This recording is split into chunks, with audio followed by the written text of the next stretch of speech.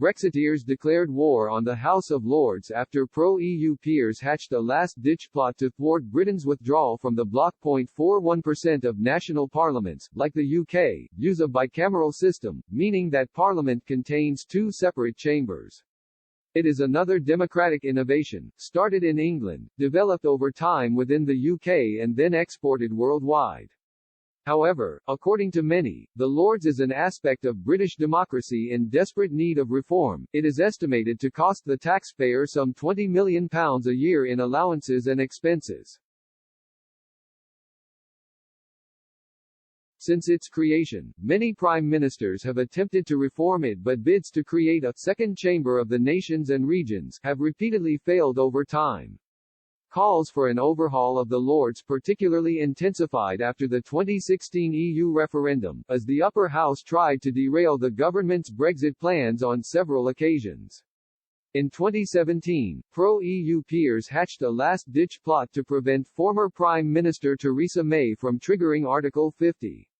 In response, though, ex-Cabinet Minister Oliver Letwin called for a Commons debate on scrapping the House of Lords altogether.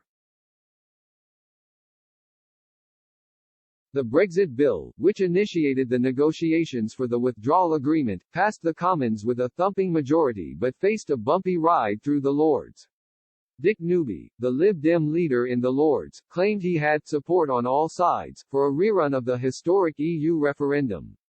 Labour's Peter Hain also urged Mrs May's government to bring it on, while another Labour peer revealed they would find a way to get the Lords behind us to push the bill back to the Commons for another go at changing it. However, former Cabinet Minister Ian Duncan Smith warned the peers not to get all puffed up and give a simple answer to a simple question.